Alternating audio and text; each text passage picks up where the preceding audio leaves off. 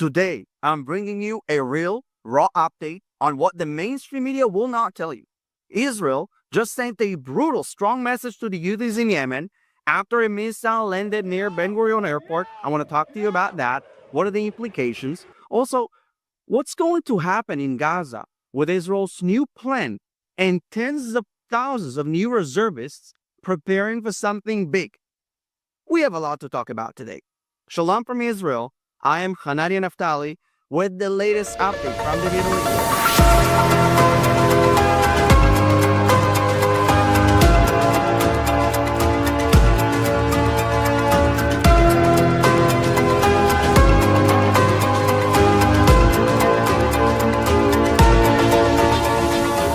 Now, before we start, I just have to make sure, subscribe to my YouTube channel. I'm not here to be polite. I'm here to tell the truth. Even if it offends the United Nations or the regime in Iran, truth matters, and we have to stick together for the truth. Let's talk Yemen. On Sunday, an Iranian-backed Houthi ballistic missile hit near our Ben Gurion Airport. For the first time since the October 7 massacre, a Houthi missile got through and hit Israeli soil. This is a serious attack on our country's main international gateway. Now, Israel responded as you would expect any country, honestly, to respond, but not just with words, with jets. 20 Israeli fighter jets took to the skies, dropped 50 munitions, and struck dozens of Houthi terror sites in the port city of Houthi. That port isn't just a cargo stop. It's a hub for Iranian weapons. It's basically an extension of Iran's military logistics network. The fire that came after the attack, my goodness, it was enough to roast marshmallows all year long, as much as you want. The IDF also bombed a concrete plant used by the Houthis to build underground tunnels. You know how it works. The terrorists brag about their missiles, launch them, and then when the time to actually pay the bill comes, then they love to hide like cowards under the ground. The message from Israel was clear. We will strike you wherever you are. And guess what? This is the 6th time Israel struck Yemen in the past year. Evil festers where it's allowed to grow. And if you don't uproot it, it spreads. That's what Iran is doing through the Houthis, and Israel is not letting it happen. Look, the world wants Israel to sit still and take it, but when we strike back, suddenly it's escalation. No, it's justice. You mess with our airports, we mess with your airports. Now, here's an interesting point, because Yemen is actually 2,200 kilometers away from Israel, roughly 1,300 miles. But Iran is 1,600 kilometers away, again, roughly 1,000 miles, let's say. I'm just saying, it would be much closer to pay a visit to Iran's nuclear sites than to visit Yemen's port of Houthi. Save some fuel.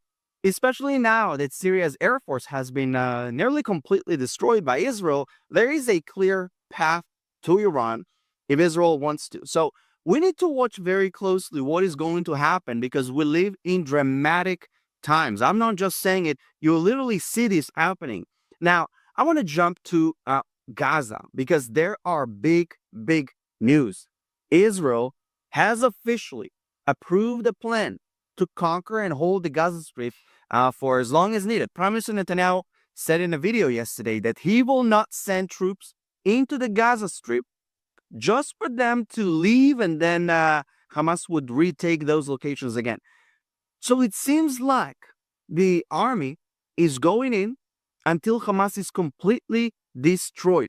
Remember also what Trump said, President Trump. He said that he wants to relocate Palestinians from Gaza, basically give them a chance at real life, clear it from Hamas, and rebuild the place. But many of you, of course, as you may have guessed, the world is crying out loud and blaming Israel for starving Palestinians, skipping the part where Hamas actually stole the aid. Well, Israel is not starving civilians, like Hamas and their allies in the West. In fact, Israel is setting up now 3 new aid distribution centers in Rafah. These centers will be strictly monitored by vetted NGOs and American private contractors, and they will strictly monitor these centers. Every Gazan family will have to register, and one person per household will be able to collect a weekly ration. The goal, of course, is to cut Hamas completely out of the supply chain because we want to stop them from stealing food that's meant for hungry families. So now, of course, Hamas is crying. They say that there is no point in ceasefire talks. Of course, they would say that because they're losing. The civilians are turning on them. Actually, Hamas militants are surrendering. You heard that right. Just today, the Israeli army released this photo of Hamas commanders surrendering to Israeli army. Let that sink in.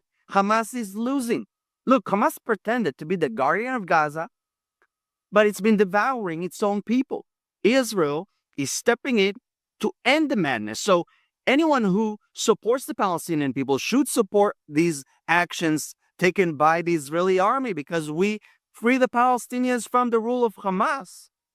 No country should be forced to coexist with terror, and neither should Israel. Gaza will be rebuilt, but Hamas must be destroyed first. And let me say this plainly. Israel should hold Gaza as long as it's necessary to ensure peace.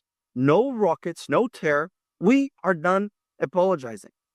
Look, also Prime Minister Netanyahu actually laid out his vision for the new Middle East. I want to play you a clip from his last speech at the United Nations. Ladies and gentlemen, as Israel defends itself against Iran in the seven-front war, the line separating the blessing and the curse could not be more clear. This is the map I presented here last year. It's a map of a blessing.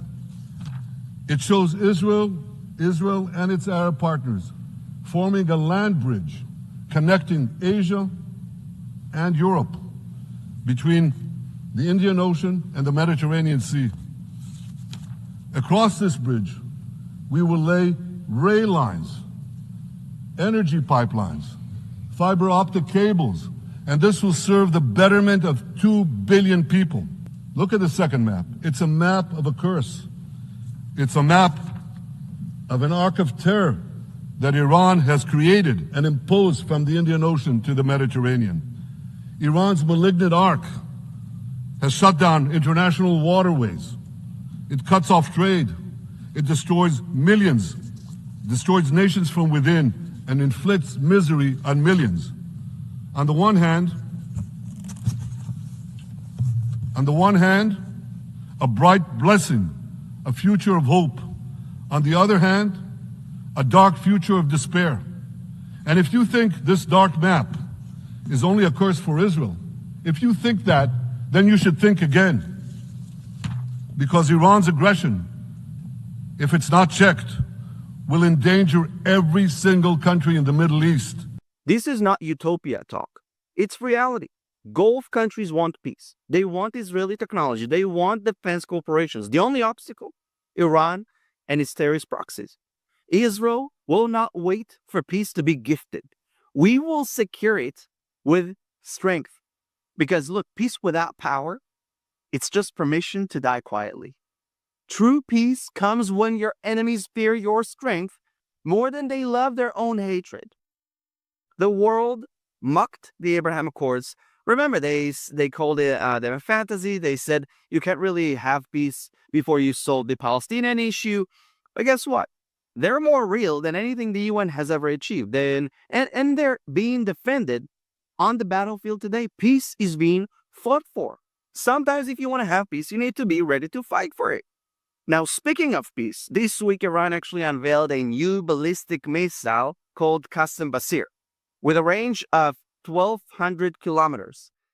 That means that if they launch the missile from western Iran, the closest point to Israel, then they can actually reach Israel. They said this missile is not using GPS, which means they're not vulnerable to jamming of satellite navigation. It also has, according to what the Iranians are bragging about, maneuverable warhead, which makes it harder to intercept it, even with systems like David Sling or Arrow 3 or the American THAAD system. The timing, by the way, is no accident. Iran unveiled this missile right after the Houthi ballistic missile hit Israel, and right after U.S. Defense Secretary Pete Hegseth warned Iran that they will pay the consequences So let me tell you what's really going on. What does that mean? Iran is weak.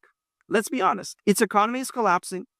That's why they're so desperate for a nuclear deal, because they want to lift the U.S. sanctions, the West sanctions. Because as of now, they're pretty much their only partners are China and Russia.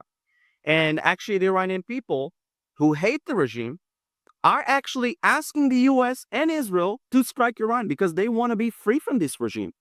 Look, when an animal is wounded, it makes a louder noise. Not because it's stronger, but because it knows it's dying. I think that the Islamic regime in Iran is at its weakest point in its after the 46 years of the revolution. And this is the time now to topple the regime, to support the Iranian people, some of the best friends of Israel, believe it or not, and also best friends of the West, of the United States.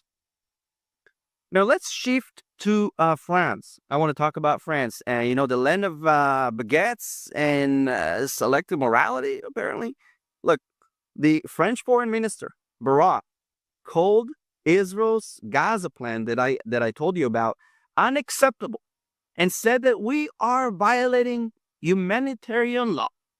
Wow. Thanks, Mr. Foreign Minister. Maybe next time write down a croissant. But here's where the hypocrisy hits a new level. France is welcoming Syria's new ruler, Ahmad al-Shara, a former Islamist terrorist. The same France that condemned Israel is now going to roll the red carpet for a man whose allies butchered countless of people just weeks ago and are currently targeting the Druze minority in Syria. Where are the strong words of the French foreign minister now? You know what's also funny? The media in France called Marine Le Pen, the leader of the Conservative Party, far right. They love to label it far right. Well, this man that they're about to welcome and roll the red carpet for is labeled a leader. Not a terrorist, God forbid, not a far right, not even an Islamist, just July. Listen, if your enemy wears a suit, he's still your enemy.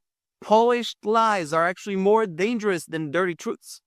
This is why the West is in moral decay. The media barely reports about Arabs killing other Arabs, about what Giuliani is doing in Syria. No protests, no outrage, no UN emergency sessions when Christians are butchered across the African continent. Why? Because Jews are not involved. Listen, this is not just a war on the battlefield. This is a war of opinions. And with the world of censorship, we can't allow ourselves to be silent, my friends. Make sure that you join my Telegram channel. I update there uncensored around the clock. We must stick together to win this battle. Friends, this is the time of great shaking. The kind that the Bible warned us about. The Middle East is realigning. Iran is pushing harder. Israel is striking farther. And the West is morally lost. But here's the good news. Israel stands. And Israel will prevail. And don't forget, if you want to make an anti-Israel activist angry, then grab something on the IsraelStore.com. Wear your pride, show your faith, and let the haters choke on it. I'm Hanania Naftali. Thanks for watching. And remember, evil thrives on silence. Never be silent.